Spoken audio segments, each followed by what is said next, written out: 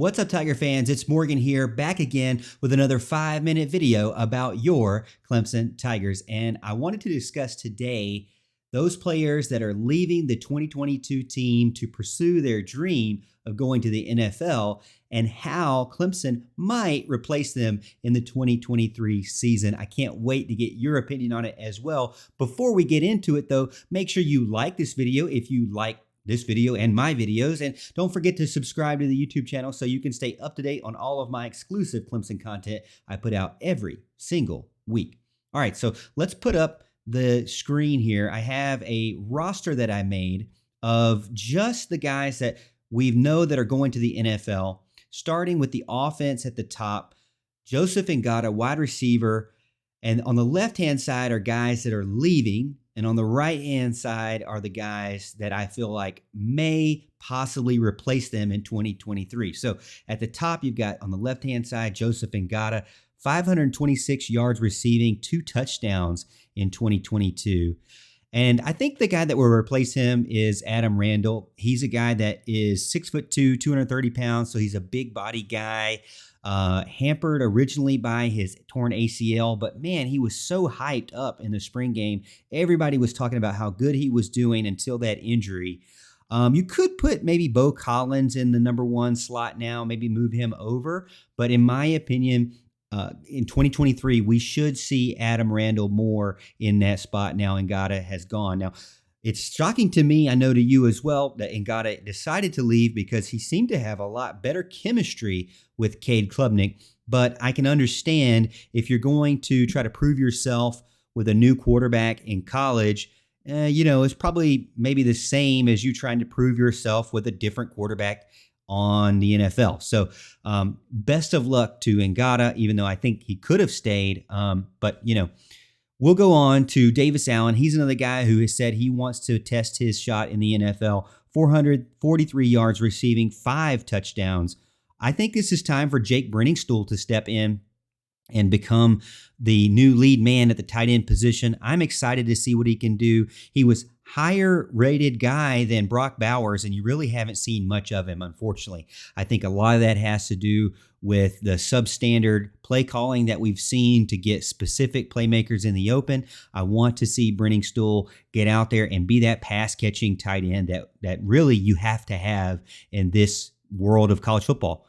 Next up is offensive tackle, left tackle, Jordan McFadden, guy that was really, Mr. Consistency there on the left-hand side, even playing through injury, just there every single game, almost every single practice, somebody that you could really, really count on at left tackle. And this is something that Walt Deptula and I have gone back and forth on who would replace him, because it really is a big question mark if you really think about it. I mean, they do have a 5-star guy in Tristan Lee behind him, 6'6", 315 pounds.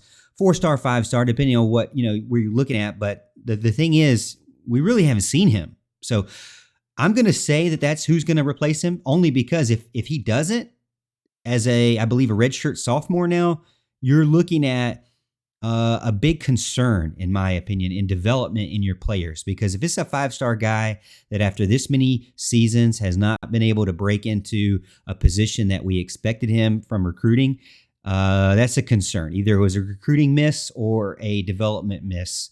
Only time will tell. I mean, Marcus Tate could be a guy, but he's coming off of an injury as well now towards the end of the season. Maybe you could move Blake Miller over, but I wouldn't really want to do that. So I'm thinking Tristan Lee is my guy for 2023. Then you have 2 defensive ends, KJ Henry.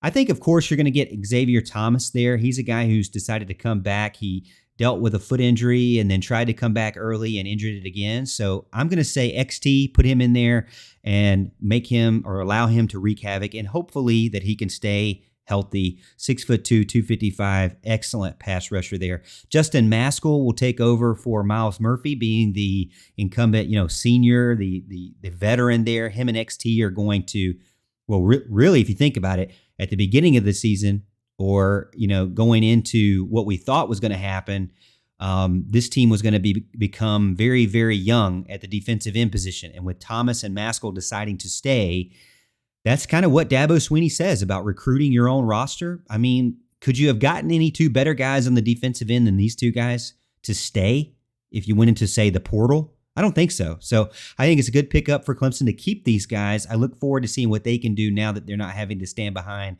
the Henry and Murphy, who had great careers as well. Defensive tackle, another one that I feel like could have stayed, to be honest. Brian Bresee had so many issues on and off the field. Mentally, if it was me, I probably wouldn't even have played this year if I was Brian Bresee. But, he did. He wants to go to the NFL now. Obviously, he has the measurables for it. Really didn't have that good of a season. 15 tackles, 3.5 sacks. But obviously he has the talent and the measurables to be good. And if he can keep his mind where it needs to be and keep himself in shape and healthy, then I think he has a great shot. I mean, he's going to be probably one of the higher round draft picks. So I think he has a great shot to be good in the NFL. And then Trenton Simpson's a guy who Clemson picked up, 5-star, originally starting out, 72 total tackles, 2.5 sacks, had a great season for Clemson. Just a guy that you could really count on. Had some injuries there, and in those injuries, we really found out that Wade Woodaz could be and rose to the occasion to be that guy to replace Trenton Simpson in the future. So Wade Woodaz is a guy who 6'3", 215. Not really many people thought, oh, we would see him early, but we did, and we were very, very surprised in a good way in that case. So that's what I'm thinking. There are 7 guys that are going to the NFL that we know of, and that's their 7 replacements on the right-hand side. Let me know what you think in the comments. Did I miss anybody that I should have talked about? Or any of those players that I said would possibly be replacing those players maybe wrong? Let me know. I'd be curious to see what your thoughts are on it. Obviously, Clemson has some changes on the offensive side of the ball. I'm looking forward to see with Garrett Riley. And I think that Clemson definitely has guys in place to replace these guys that could be good as well. So I'm excited to see what happens in the spring and at the spring game, see what we hear from Dabo Swinney and other position coaches out there. But again, I'm looking forward to this season already. I mean, it's the off season, but man, I'm already looking for 2023. Again, if you like this video, don't forget to comment what your thoughts are and subscribe to the YouTube channel so you can stay up to date on all of my exclusive Clemson content I put out every single week.